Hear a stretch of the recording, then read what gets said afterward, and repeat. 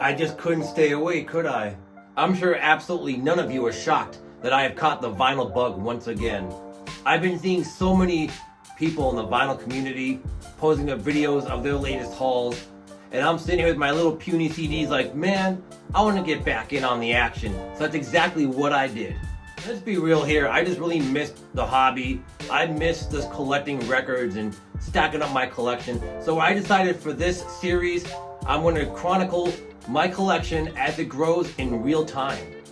And before we get into the very first record that I'm putting back into my vinyl shelf, I'd want to say thank you guys for your patience while you wait for my uploads to come. The two of you that actually watch my videos, it's been kind of a rocky ride for me lately, but I'm so happy to be back collecting records. It feels great. It's something I missed doing for the longest time. And the reason why I bought this particular record is because I had a certain box set from my favorite band of all time.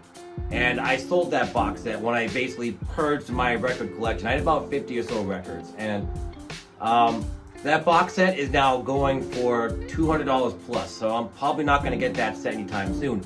But thankfully for me, they did re-release the records individually. And the one that I bought is the rarest of them all, at least at the moment. So I figured I'd jump on it now while I still can. Not only that, but it's actually my favorite album in the entire box set. So I really want to snag it up and give it a listen. And I had to sort of readjust my listening setup. These speakers here are Garbaggio. So I'm gonna have to toss these out at some point. So my dad was nice enough to give me these bookshelf speakers, which produce a lot better sound than you may think. And in a video real soon, I do want to get into my entire setup and kind of what my listening habits are at the moment. But right now, I really want to get into this album because it's one of my favorite albums of this band. It's sort of a comeback album for these guys, actually, after a long string of albums that a lot of people didn't really care for. And while this album isn't in the top 5, this is still one of my tippy top albums by this band. And you guys know, the band is Rush, and the album is Counterparts from 1993, the year I was born.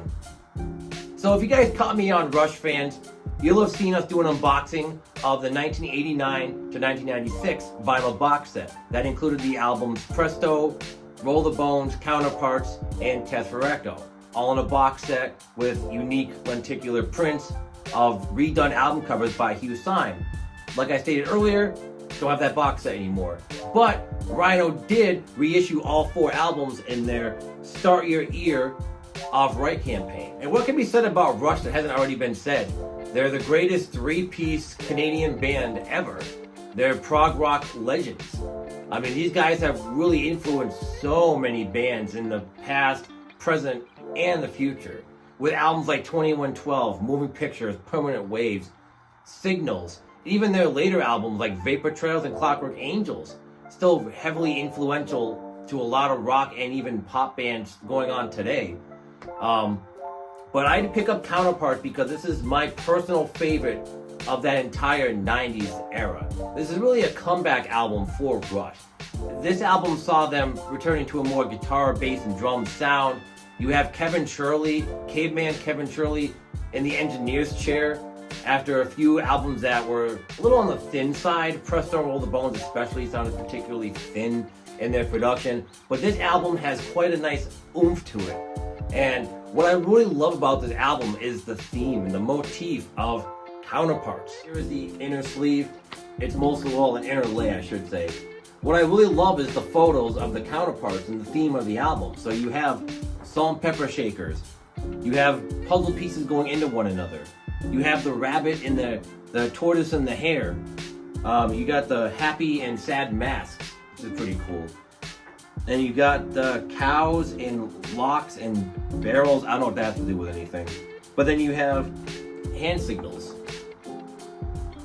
And you have the lyrics on the back with photos. The records are housed in polyline sleeves, which is nice. And before I get to the negative aspect of this package, I do want to show off the etching, because Counterparts and Tesseracto have really cool etchings. And if you guys can see that on camera, it might be kind of hard to tell because I have one light on. I don't have very good lighting in here yet, but this is a 2LP album. It's over 53, 55 minutes, give or take, so it had to be split on 2 LPs, which does help add to the sound quality. You can tell the grooves aren't as close together on this.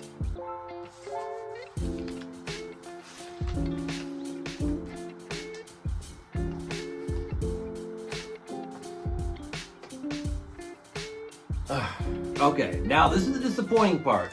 Just a little bit. You guys might have caught it when I showed you LP2, but here's LP1. It's a little dirty. I've been cleaning them, but unfortunately when you have cats like myself and, you know, you're upstairs, dust tends to settle no matter what. You really can't avoid it. Now, here's the part that you guys might see this coming already a mile away, but yeah, there's some warpage. You know, modern vinyl strikes again. Yeah, a little bit of warpage on it. It's not as bad as it was. I was able to flatten it a little bit. I have my tricks.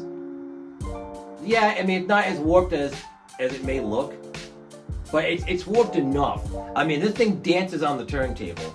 Thankfully, though, it does not affect the sound quality. It's still a decently quiet pressing. There's not a lot of surface noise, especially when I close the vinyl LP cover. So that's a nice thing.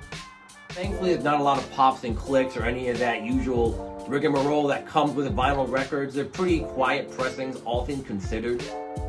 You know, I sometimes forget how flimsy these are when you take the records out. Like, they're very, very thin, very floppy, if you will. The production by Peter Collins, who had produced some of their earlier albums in the 80s, comes back. But with Kevin Caveman Shirley being the engineer, there's a nice punch and depth to the sound of this record. And what's nice is there's not very many, if any, effects on Alex's guitar. Back in the 80s, Alex had used a lot of effects and pedals to his guitar, and a lot of the guitar solos have kind of a squealy sound to them. And Neil is just killing it with the opening drum beat. As soon as you drop that needle on the record, and you hear the 1, 2, 3, 4, and then the drums kick in, oh my god, you know exactly what you're in for. This album is hard rockin'. It's kind of grungy in spots, but it's still Rush. They didn't completely throw the Rush playbook out of the window, especially with Neil's lyrical themes on here. Like I touched on earlier, it's all about counterparts, like reds and greens, you know, blacks and whites. Count how things are different, but also how we are the same. There's a lot of songs on here about relationships and the different gender roles. Stick It Out is a great grungy number, really powerful. Cut to the Chase is still heavy, but I love the opening guitar chord and Getty's soft singing that really eases you into the track. And then Nobody's Hero that closes out side 1 is such a powerful track, man. I love Neil's lyrics about a friend that he had in the 70s who was a homosexual, but he didn't feel threatened. He didn't feel threatened by his sexual orientation. He embraced it, and he went to his parties as a straight minority. And I really love how he touches on that subject. And this was 93, by the way. This was way before a lot of the whole LGBTQ plus movement really started to take hold. So really future thinking by Neil on his part for this song. And verse 2, he's talking about a friend of his, or a friend of his daughter, who got murdered in the 90s. And there's a whole documentary about that if you want to watch it. I think it's on Netflix maybe. But I love how he touches on her memory in the second verse. They weren't really heroes to the overall world, but they were heroes to people around them. And then flipping over to side 2, we get Between Sun and Moon, a nice, heavy rockin' opener. It's got this really cool 70s rock kind of riff to it. I love the line Between Sun and Moon, not too many know about. It's kind of a callback to Red Barchetta. And another great track on here, one of my favorite Rush songs actually, is Alien Shore. This song, man, the way it opens with the bass and the really cool guitar chords that are going on, and it's kind of a wild frenzy of a track at first, but then you get the calm, and he starts to sing, you and I, we are different by one chromosome, body and soul. Again, a lot of opposites, but also how we're the same too. And finally we get the last song on side 2, track 7, one of my favorite Rush songs of the 90s, and a song that I feel like is severely underrated. A lot of Rush fans don't care for this track, and it's one of the weaker cuts on this album. But to me, I absolutely adore The Speed of Love. And I understand this is more of a mid-tempo cut. on the album. It's not speedy, it's not particularly heavy, it's more mid-tempo, it's more flat in range. But it's all about the title of the song, the speed of love. Love doesn't just happen overnight. It takes time to build and grow that relationship. Again, Counterparts, relaying back to the theme of the record. And so that way I feel like the speed of love is absolutely brilliant. And I think the tempo is perfect for what they were going for. And since this is a double LP, there is a side 3 to this album. And that opens with the incredible Double Agent.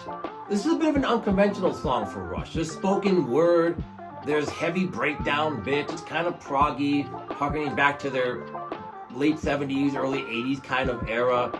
This is one of those hidden tracks that I don't hear a lot of Rush fans talk about. And while it might be my least favorite on the record, I still love this track. It is incredible. It's a very different track for Rush. It's a little unconventional for them. So if you want something a little bit different from the band, and if you've listened to a lot of their classic material, I would definitely give this song a listen. Now as the album starts to wind down a little bit, we get one of Rush's best instrumentals in Leave That Thing Alone.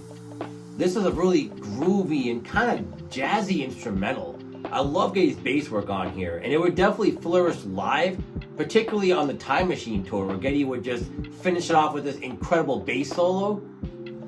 And now we finally get to the penultimate track on this record. Another great track with Cold Fire, opening with that kind of chugging riff, which is incredible, and then it sort of smooths out into this sort of seductive, kind of alluring kind of track. And now finally finishing it out.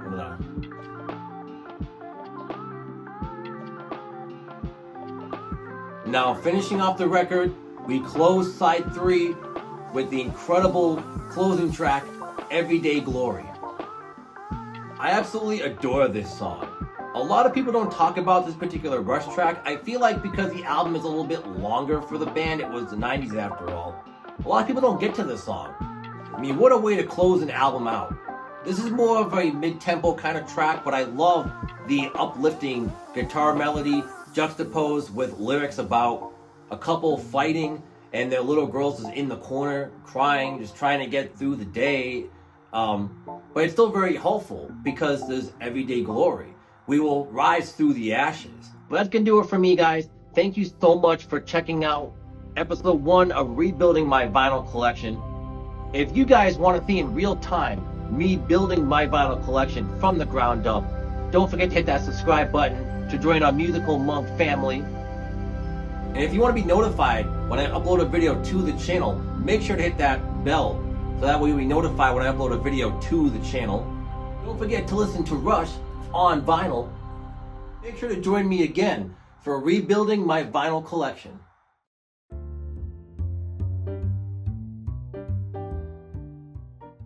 Counterparts is a classic 90s album. It is an incredible record from front to back. Okay, now I might be a little biased because I am a huge Rush fan, but this record is just a fantastic listen. Starting with Animate, the production by Phil Collins, especially Phil Collins. That's going in the bloopers, Phil Collins.